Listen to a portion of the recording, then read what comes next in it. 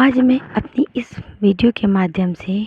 उन लोगों से कुछ सवाल करना चाहूँगी जो लोग किसी रिश्ते में नए बंधते हैं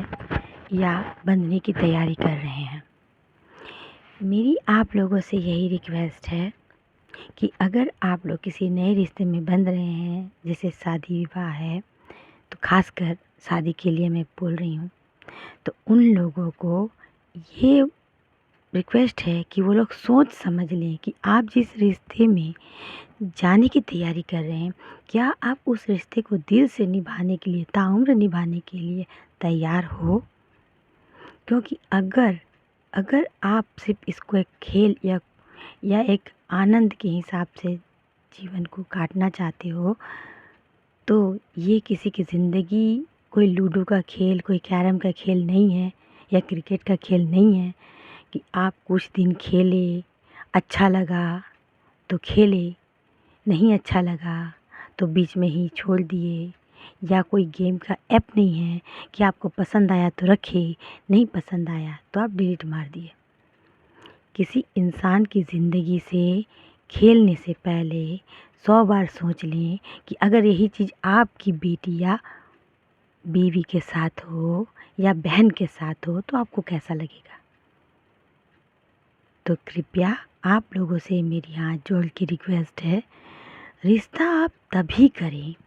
या किसी रिश्ते में तभी बंधें जब आप पूरी तरह से दिमाग और दिल से तैयार हो, आप उस रिश्ते को ईमानदारी से निभाने के लिए तैयार हो तब। वरना पता चला कि आप शादी करके ले गए और आपकी बीवी को आपके ही घर वाले एक विलन की तरह ट्रीट करें, उनके साथ कोई गलत बदसलूकी हो या उनके साथ किसी भी तरह की कोई प्रताड़ना हो, तो वहाँ पर आप अपनी बीवी की रक्षा के लिए खड़े हो सको, उठ सको, आवाज़ निकाल सको। क्योंकि एक लड़की जब किसी के साथ शादी के बंधन में बनती है तो वो अपने पीछे सारे नाते रिश्ते, सारे रिश्तेदारों को छोड़कर एकमात्र सिर्फ आपके भरोसे में या उस लड़के के भरोसे में जो उसकी मांग में सिंदूर भरता है या उससे वो उसका पति कहलाता है, उसके रिश्ते में बंध कर उसे ले जाता है, उसी के सहारे वो जाती है। तो ऑल ओवर का मतलब यही होता है कि उस लड़की के लिए उसके ससुराल में सिवाय उसके पति के और कोई साथ नहीं होता। तो अगर पति ही पत्नी के लिए खड़ा नहीं होगा, उसकी मान मर्यादा की रक्षा नहीं कर पाएगा, तो फिर उसका पति कहलाने का भी हक उसको नहीं है। तो प्लीज़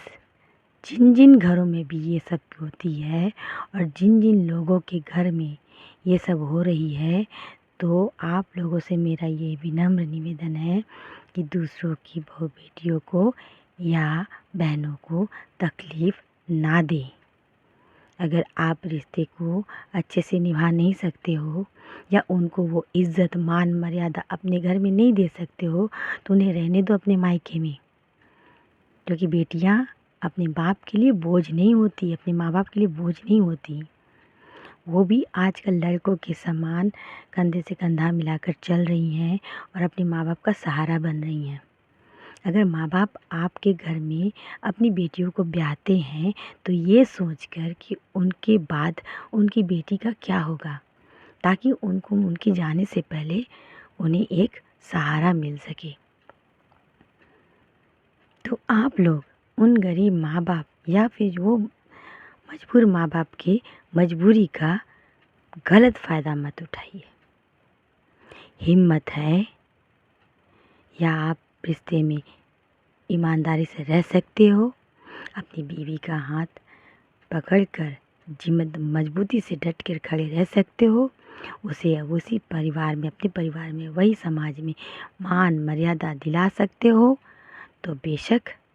रिश्ते में बंधो, वरना आप फ्री हो और फ्री रहो। धन्यवाद।